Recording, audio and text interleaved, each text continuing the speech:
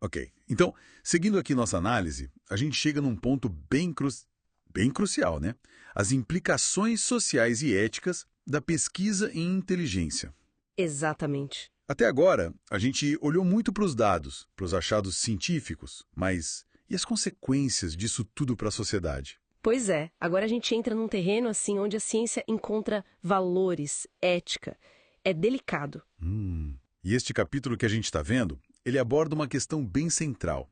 Será que ideias científicas controversas ou talvez impopulares, né? Principalmente sobre inteligência, será que elas deveriam ser, tipo, proibidas? Ou talvez avaliadas com um rigor científico maior ainda do que outras ideias? Ah, lembra daquela analogia que o texto traz? Quem carrega dinamite deve ter mais cuidado do que quem carrega batatas. Algo assim, né? Isso, essa mesma. De Hunt and Coulson. A ideia por trás é que algumas pesquisas seriam, por natureza, mais perigosas socialmente. Mas aplicar isso a conhecimento é complicado, né? Como é que o capítulo explora isso? Então, essa analogia ajuda a ilustrar a preocupação, sabe? E, bom, não é uma preocupação sem fundamento histórico. A história da ciência tem exemplos bem trágicos, né? Testes nucleares que afetaram populações, lá em Bikini Atoll, os Downwinders Sim, sim. e o infame estudo Tuskegee sobre sífilis. Terrível. Nossa, verdade. Foram justamente eventos assim que impulsionaram a criação de regras éticas mais fortes, sabe? Comitês de revisão, o consentimento informado. Certo, tudo baseado naqueles princípios de respeito pelas pessoas, beneficência e justiça. Exato. Ok, mas aí, no caso da pesquisa sobre inteligência, o dano não é tão físico, né? Como nesses exemplos que você citou. Qual é a preocupação específica que o capítulo levanta? É. A preocupação aqui é mais com danos não físicos.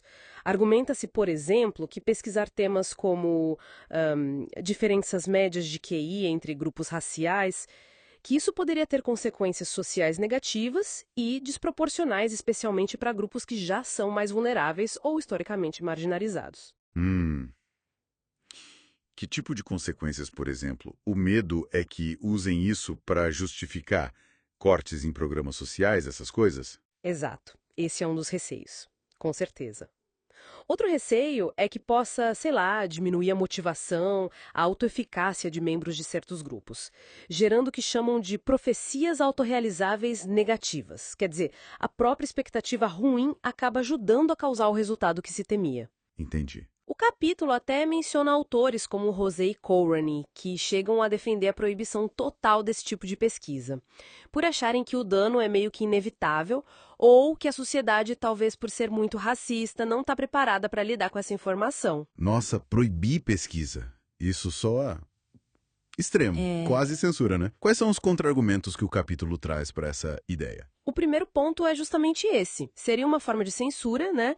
E aí, quem decide o que é perigoso demais para ser pesquisado? As implicações de uma pesquisa raramente são óbvias logo de cara. Pois é. Além disso, o autor do capítulo, citando Carl, argumenta que, na verdade, nunca se demonstrou um dano concreto causado especificamente por esses estudos sobre inteligência, mesmo os de diferenças raciais.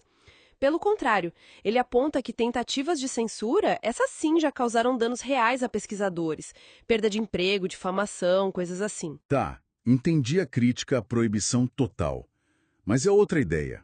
Aquela de só exigir um padrão mais alto de rigor para essas pesquisas mais explosivas. Isso não parece mais razoável? Olha, na teoria talvez pareça, né? Mas o capítulo argumenta, citando Kofinas e Gottfredson, que na prática isso acaba virando um padrão duplo. Um padrão duplo? Como assim? É, tipo uma censura velada. Ou seja, pesquisas com conclusões que são, digamos, desconfortáveis politicamente podem ser barradas mais facilmente. O argumento é sempre falta de rigor.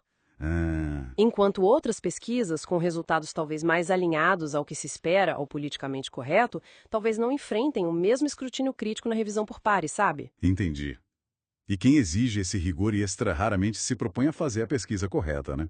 Exatamente. É mais fácil criticar do que fazer. Ok, então restringir tem esses problemas sérios. Mas e o outro lado da moeda? Quais as desvantagens de simplesmente ignorar esses tópicos controversos? Deixar para lá. O que o capítulo diz sobre isso? Aponta várias desvantagens. Primeiro, as controvérsias continuam lá, sem solução, justamente porque falta dado confiável. Fica só na base do achismo. Segundo, isso cria um vácuo de informação. E esse vácuo pode ser preenchido por quem? Por extremistas com dados ruins, interpretações enviesadas ou abertamente racistas. Faz sentido. A pesquisa aberta, bem feita, poderia combater isso. Exatamente. Poderia trazer luz, né? Tem mais alguma consequência negativa de evitar esses assuntos? Tem sim uma bem interessante que a Gottfredson levanta, a ideia de que evitar esses tópicos meio que infantiliza o público e os próprios grupos vistos como vulneráveis. Infantiliza como? É como se a gente dissesse que essas pessoas não são capazes de lidar com informações potencialmente complexas ou até desagradáveis e que precisam de protetores para filtrar a realidade para elas. Soa bem paternalista mesmo. E tem outra coisa óbvia. Impede descobertas que poderiam ser benéficas e muitas vezes inesperadas. Como aquele caso do James Flynn, que o capítulo detalha. Esse exemplo é impressionante. Exatamente esse. O Flynn estava investigando justamente argumentos sobre diferenças raciais, argumentos dos quais ele pessoalmente discordava. Certo. E nessa investigação, ele acabou descobrindo o efeito Flynn, aquele aumento constante das pontuações de QI ao longo das gerações. Sim, falamos disso antes. Pois é, e uma consequência totalmente inesperada disso foi importantíssima nos Estados Unidos. Mostrou que usar normas antigas de testes de QI estava superestimando a inteligência de condenados no corredor da morte. Caramba! Permitir que eles fossem retestados com normas atuais ajudou a identificar a deficiência intelectual em vários casos. E aí, a execução se tornava inconstitucional. Isso salvou vidas. Que reviravolta, hein? Total. E pensar que se a pesquisa inicial dele tivesse sido bloqueada por ser controversa, esse benefício todo teria sido perdido. Nossa, que história forte. Então a linha geral do capítulo parece ser que, a ética na pesquisa é fundamental. Claro, proteger os participantes e tal. Sim, isso é inegociável. Mas a censura, seja ela direta ou essa disfarçada de rigor extraletivo, acaba sendo mais prejudicial no fim das contas.